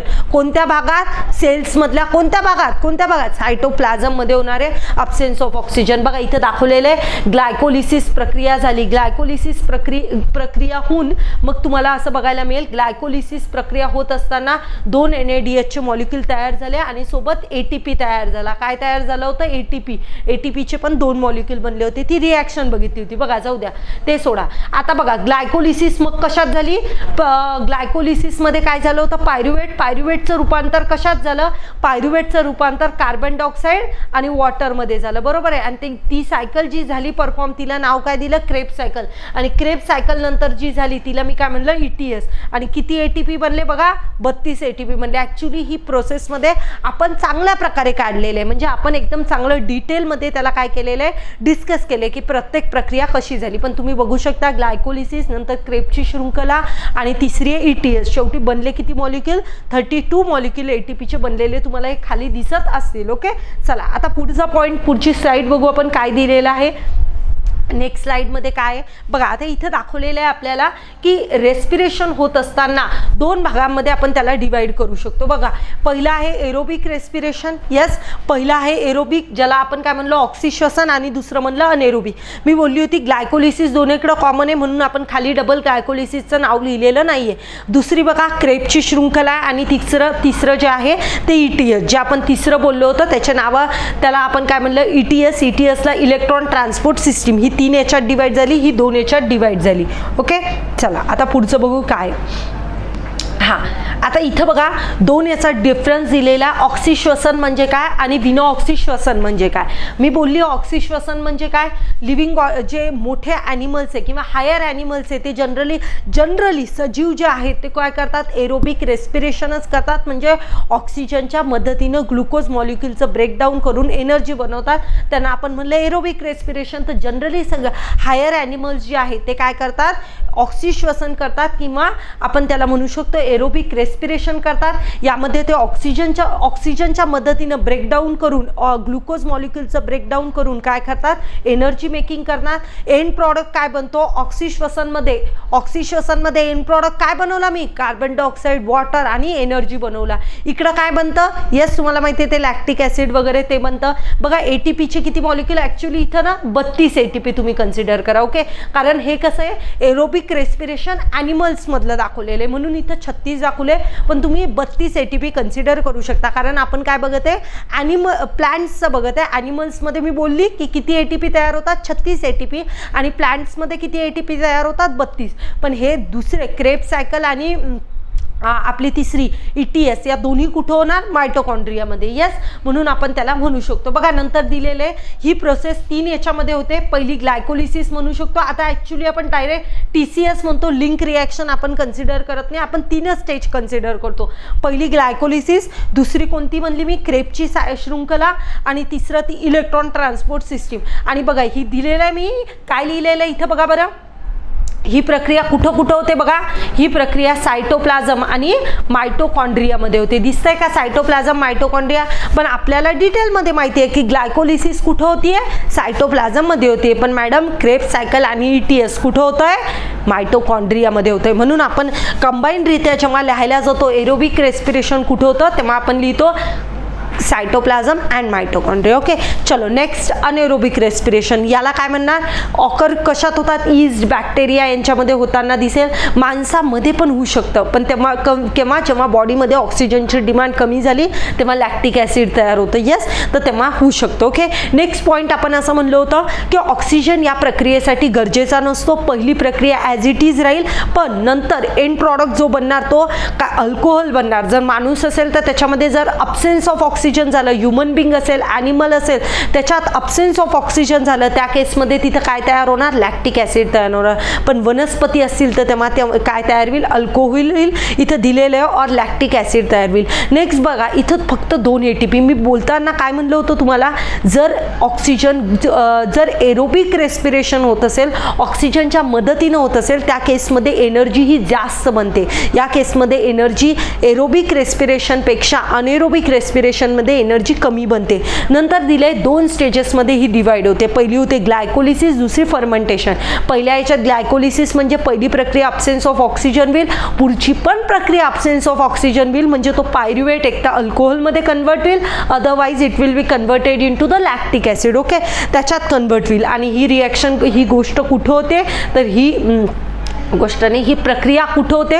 तर ही प्रक्रिया सायटोप्लाझम. सगळं डिस्कस केलेलं आहे. स्लाईड या फक्त नॉमिनल असतात. ॲक्च्युली फक्त काही पॉईंट जर आपला सुटलेला असेल तो, पण तुम्हाला लक्षात आलं असेल मी हे सगळे पॉईंट्स डिस्कस केलेले. बघा आता नेक्स्ट पॉईंट आपण बोलू शकतो सेल्युलर रेस्पिरेशन. तेच दाखवलं आहे एरोबिक अनएरोबिक. अनएरोबिकमध्ये ग्लायकोलिसिस कॉमन आहे. नंतर दाखवलं क्रेबची शृंखला झाली, इलेक्ट्रॉन ट्रान्सपोर्ट सिस्टीम तयार झाली, किती ATP वगैरे झाले ते मी तुम्हाला डिटेलमध्ये दाखवलेले. नंतर लॅक्टिक ॲसिड आणि अल्कोहोल बनेल कधी? जर ती अनएरोबिक असेल. आणि इथं आपल्याला दाखवलेले किती ATP बनतात, पण ते फॉर्म्युला विसरायचा नाही. काय सांगितलं? एक NADHचा मॉलिक्यूल बरोबर 3 ATP आणि एक FADHचा मॉलिक्यूल बरोबर 2 ATP. सो तुम्हाला इथं दिसत असेल 32 ATP कसे फॉर्म झाले मी काढून दाखवलेलं आहे. वाटलंच तर तुम्ही काय करू शकता? नोट डाऊन पण करू शकता. मी तुम्हाला लिहायला वेळ देईल. आता बघा श्वसन थोडंसं बघून घेऊ की काय दिलेले पॉईंट एखादा वगैरे सुटला असेल तर तो पॉईंट मी डिस्कस करून घेते. इथं दिलेलं आहे जसं माणसामध्ये श्वासोच्छ्वास करण्यासाठी एक प्रॉपर अवयव आहे तसा वनस्पतीमध्ये असा अवयव नाही आहे. त्या स्टोमाटाच्या माध्यमातूनच काय करतात? रेस्पिरेशन परफॉर्म करतात. तोच पॉईंट आपल्याला इथं दिलेला आहे. नेक्स्ट पॉईंट त्यांनी असा दिलेला आहे की प्रकाश संश्लेषणामध्ये वनस्पती दिवसा ऑक्सिजन वायू तयार करतात. त्यापैकी त्या काय करतात? 21% जो ऑक्सिजन आहे, बोलली मी 21% ऑक्सिजन हा स्वतःसाठी यूज करतात. स्वतःसाठी कशासाठी यूज करणार? तर ही श्वसन किंवा रेस्पिरेशन प्रक्रिया त्यांनाही करावं लागते. त्यामुळे सगळा ते आपल्याला बाहेर सोडतात का? नाही, अजिबात नाही. त्यातल्या 21% त्या स्वतःजवळ ठेवतात, 79% त्या बाहेर सोडून देतात. बरोबर आहे.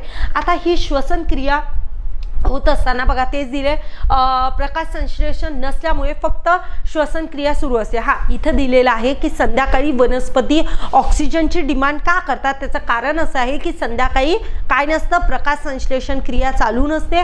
त्यामुळं वनस्पती संध्याकाळी कशाची डिमांड करतात? ऑक्सिजनची. का? कारण त्यांना श्वसन हे दिवस रात्र करायचंच असतं. म्हणून हे इथं पॉईंट दिलेलं आहे. ओके, नेक्स्ट दिलेलं आहे की वनस्पती श्वसन कशाच्या माध्यमातून करतात? स्टोमाटाच्या माध्यमातून करतात. आणि मग ती स्टोमाटाच्या माध्यमातून करतात आणि जे त्यांना ज्यावेळेस म्हणजे सकाळ असेल तर कार्बन डायऑक्साईड घेतात, संध्याकाळ असेल तर ऑक्सिजन घेतात. तर अकॉर्डिंगली ही प्रोसेस चालू राहते. हा नंतर आता इथं दिलेलं आहे की वनस्पतींना ऑक्सिजन घेण्यासाठी वेगवेगळे अवयव नसतात, तर प्रकाश संश्लेषण तयार झालेला ऑक्सिजन हाच त्यांचा काय असतो? मुख्य स्रोत असतो. आणि राहिलेलं थोडं बहुत जे ऑक्सिश्वसन आहे ऑक्सिजन आहे तो त्या स्टोमाटाच्या माध्यमातून घेतात. बघा ऑक्सिश्वसन म्हणजे ऑक्सिजन आपण त्याला असं म्हणू शकतो पडते. बघा इथं दिलेलं आहे की यात ही क्रिया सायटोप्लाझम आणि मायटोकॉन्ड्रियामध्ये घडते. बघितलंय आपण, हे सगळं बघितलंय. ही प्रक्रिया ऑक्सिश्वसन सांगितलं. हा ग्लायकोलिसिस कुठं झाली? सायटोप्लाझममध्ये झाली. क्रेबची शृंखला. आणि दुसरं आपलं कोणतं होतं? ETS इलेक्ट्रॉन ट्रान्सपोर्ट सिस्टीम, ती कुठं झाली?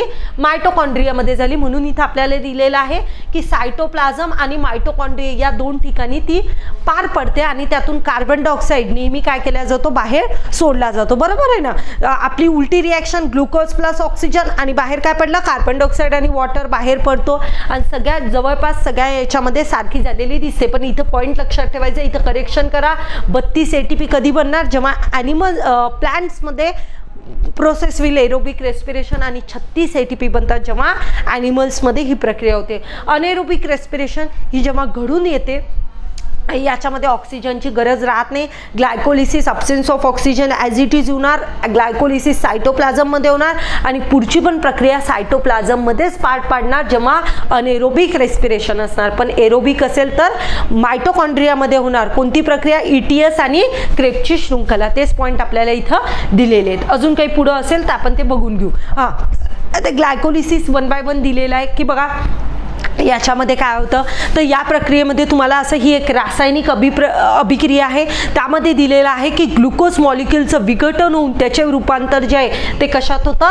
पायरुवेटमध्ये होतं. हा टप्पा सर्व सजीवांमध्ये सारखाच आहे. बघा हा टप्पा सर्व सजीवांमध्ये कसा आहे? सारखा आहे. म्हणजे बघितलं ना आपण की काही बॅक्टेरिया, ईस्ट वगैरे यांच्यात पण हा टप्पा सारखा आहे म्हणून तिथं दिलंय की हा टप्पा सगळ्यांमध्ये सारखा आहे. ही प्रक्रिया कुठं होते? ग्लायकोलिसिस ही प्रक्रिया सायटोप्लाझममध्ये होते आणि याच्यासाठी ऑक्सिजनची गरज लागत नाही. ही ऑक्सिजनची गरज लागत नाही दिलेलं इथं बघा. ही प्रक्रिया सायटोप्लाझममध्ये डिस्कस केलेले आहे आपण हे पॉईंट. मी काही असं PPT वाचून नाही दाखवते, मी बोर्डवर बाकायदा तुम्हाला हे चांगल्याने एक्सप्लेन केलंय. ऑक्सिजनची गरज लागत नाही. नंतर बघा 6 कार्बन ग्लुकोजचे रूपांतर 3 कार्बनमध्ये होते. म्हणजे काय तुम्हाला समजेल. ओके, म्हणजे पायरुवेटमध्ये होते. ओके, तेच सांगितलेले. याला आपण MP EMP शृंखला पण म्हणतात याला. आता याला EMP शृंखला म्हणायचं कारण 3 सायंटिस्ट आहेत त्यांनी याच्यामध्ये पार्टिसिपेट केलं होतं किंवा शास्त्रज्ञ आहे त्यांनी याच्यात आपलं कॉन्ट्रीब्युशन दिलं, त्यामुळे याला EMP शृंखला पण म्हणतात. ओके, हा पण पॉईंट तुम्ही म्हणू शकता. आणि विना असं म्हणू शकतो प्राण्यांमध्ये श्वसनाची हीच एकमेव अभिक्रिया आहे. म्हणजे असे प्राणी विना ऑक्सी श्वसन करणाऱ्या प्राण्यांमध्ये ही प्रक्रिया, प्राण्यांमध्ये किंवा वनस्पतींमध्ये ही प्रक्रिया सारखीच असते. वनस्पती नाही म्हणू शकत आपण, प्राण्यांमध्येच म्हणू ही प्रक्रिया सारखीच असते. दुसरी एक क्रेमची शृंखला. चला पटापट बघा. ही मायटोकॉन्ड्रियात घडते. याला ऑक्सिजन लागतो का? हो लागतो. मागच्या याला लागत होता का? नव्हता लागत. याला ऑक्सिजनचा वापर गरज आहे. हा दुसरा टप्पा आहे बघा. दुसरा टप्पा आहे. हा पण पॉईंट आपण केलेला आहे. या प्रक्रियेत आपण म्हणू शकतो की काय होतं? ॲक्च्युअल ऊर्जा या प्रक्रियेमध्ये बनते. कारण ग्लायकोलिसिसमधून पायरुवेट झाला, पायरुवेटमधून कार्बन डायऑक्साईड वॉटर बनलं आणि किती ATP मॉलिक्यूल बनले होते? 24 ATP मी बनवून दाखवले होते. येस, तर इथं तेच दिलेलं आहे की बनतात. आणि या जे एक सायंटिस्ट आहे त्यांचं नाव आहे हॅन्स क्रेपल. यांना ॲक्च्युली याच्यामध्ये नोबेल प्राईज पण देण्यात आला होता. यांनी रिसर्च 1937 मध्ये केला, पण 1953 मध्ये त्यांना याच्या रिलेटेड काय देण्यात आलं? नोबेल प्राईज पण देण्यात आलं होतं. आणि लास्ट इलेक्ट्रॉन ट्रान्सपोर्ट सिस्टीम यामध्ये हेच दिलेलं आहे की जेवढी काही ATPची निर्मिती होते, मग ती क्रेब्स सायकलमध्ये असो किंवा ग्लायकोलिसिस, ती सगळी जी आहे ती एकत्र कुठं केल्या जाते? ETS मध्ये केल्या जाते. त्याचंच लॉंग फॉर्म आहे इलेक्ट्रॉन ट्रान्सपोर्ट सिस्टीम, इलेक्ट्रॉन्स वहन शृंखला. इथं ती सगळी ATP एकत्र केल्या जाते आणि फायनली ती बनवल्या जाते. मी सांगितलं जर कुठे NADH दिसतं तर लगेच त्याला ATPत कन्वर्ट करून टाकायचं. फॉर्म्युला काय? 1 NADH मॉलिक्यूल बरोबर 3 ATPचे मॉलिक्यूल आणि 1 FADH मॉलिक्यूल बरोबर 2 ATPचे मॉलिक्यूल. येस, 32-34 अशा ATP तयार होतात. दिलेलं इथं हो अकॉर्डिंगली तयार होतात. आणि पुढं दिलेलं आहे की हा सजीवांमध्ये जो पहिला टप्पा आहे तो सजीवांमध्ये सारखा आहे. दुसरा त्यानंतरचे जे टप्पे आहेत इथं तो पॉईंट दिलेला आहे की सजीवांमध्ये पहिला टप्पा सगळ्या सजीवांमध्ये सारखा आहे, फक्त बदल कुठून घडतो? त्यानंतरचे जे 2 टप्पे आहेत तिथून काय, त्यानंतरच्या टप्प्यापासून एक्झॅक्टली बदल चालू होतो. पहिला टप्पा दोघांमध्ये सारखं असण्याचं कारण हे आहे की पहिला टप्पा हा होत असताना ऑक्सिजनची गरज लागत नाही, म्हणून पहिला टप्पा सजीवांमध्ये सगळ्या सजीवांमध्ये सारखा होतो. पण डिव्हिजन कधी चालू होतं? जर क्रेब्सच्या शृंखलेत गेला तर त्याला कशाची गरज आहे? ऑक्सिजनची गरज आहे पुढची प्रक्रिया करण्यासाठी. तर अशा प्रकारे आपण डिवाइड करू शकतो. बघा ईस्ट वगैरे असेल तर ते काय करतात? डायरेक्ट ग्लुकोज अब्सेन्स ऑफ ऑक्सिजनमध्ये पायरुवेट तयार करतात. पायरुवेटचं लगेच रूपांतर लॅक्टिक ॲसिडमध्ये करतात किंवा आपण म्हणू शकतो लॅक्टिक ॲसिड किंवा कशात करतो? अल्कोहोलमध्ये. आणि त्यातून काही एनर्जी तयार होते. पण आपण बघितलं यातून तयार होणारी एनर्जी ही कशी असेल?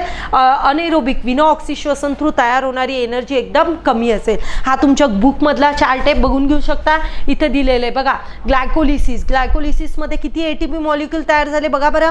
ग्लायकोलिसिस मध्ये किती ATP मॉलिक्यूल तयार झाले? 1 सेकंड क्लीन करते मी. हा बघा ग्लायकोलिसिस दिसतंय का इथं तुम्हाला, NADH ATP कसं कन्वर्ट केलं त्यांनी बघा दाखवलेलं आहे इथं. ग्लायकोलिसिस प्रक्रिया होत असताना 2 ATP मॉलिक्यूल होते. मग मॅडम 8 कसं काय लिहिलं? घाबरायचं नाही का, कारण आपल्याला माहिती आहे एक NADH चा मॉलिक्यूल बरोबर किती, एक NADH चा मॉलिक्यूल बरोबर 3 ATP. मग मी म्हणू शकते इथं 2 होते, मग एक NADH म्हणजे 3, हे 3 आणि याचे 3, या मॉलिक्यूलचे 2 3 3 6, म्हणून तिथे किती आले 8 मॉलिक्यूल. नंतर बघा नंतरची प्रक्रिया कोणती आहे, क्रेबची शृंखला. याच्यात किती बनले, आता ही क्रेबची शृंखलाच्या अगोदर एक स्टेज लागते. आता ही आपण ॲक्च्युली कन्सिडर करत नाही. ही जर कन्सिडर केली तर तुमचा नंबर वाढेल, ही जर नाही कन्सिडर केली तर ॲसिटल म्हणून एक आहे, ती जर प्रक्रिया आपण कन्सिडर केली तर तिथं तयार होतात 6. का, कारण 2 × 3 किती होते 6.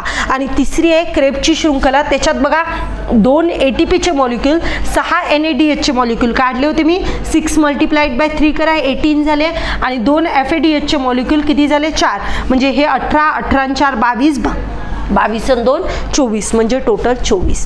तर अशा प्रकारे आपले 32 ATP मॉलिक्यूल तयार होतात, कारण आपण हे 2 ॲड केले होते, बरोबर आहे. ही मधली स्टेज आपण कन्सिडर करत नाही.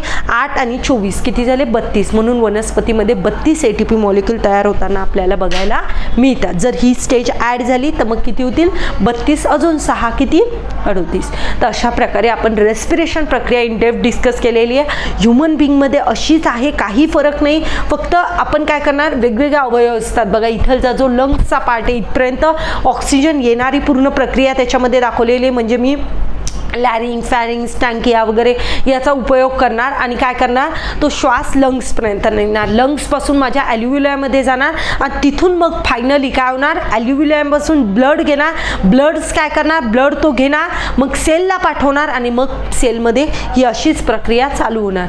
आता ॲक्च्युली त्याच्यावर सरांनी लेक्चर कंडक्ट केलेला आहे रेस्पिरेशनवर, तो तुम्ही पॉईंट जाऊन बघू शकता. मी इन डिटेल इथं सांगितलेलं आहे. तसंच आहे सगळं मेकॅनिझम, तसंच आहे. फक्त तुमचं बदल कुठपर्यंत आहे, श्वास कुठपर्यंत आणण्यापर्यंत, ॲल्युव्हिलाय लंग्सपर्यंत आणण्यापर्यंत तुमचा फक्त बदल आहे.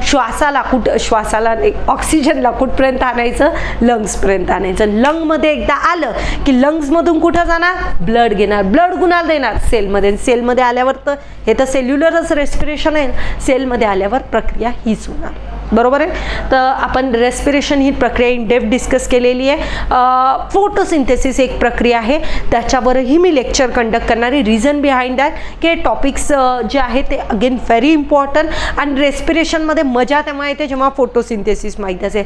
हा topic it's one of the difficult topic. Okay, नीटचे मुलं प्रिपेअर करत असतानाही त्यांना ह्या टॉपिकमध्ये खूप डिफिकल्टी जाते. आता ॲक्च्युली आपल्याला एवढं डेप्थमध्ये नाही, म्हणून तुम्हाला असं खूप फील झालं नसेल की अवघड आहे म्हणून, पण ॲक्च्युली हे अवघड आहे. ओके, तर तुम्हाला होपफुली समजलं असेल. जर तुमचे काही डाऊट्स वगैरे असतील तुम्ही डेफिनेटली विचारू शकता. Okay, thank you.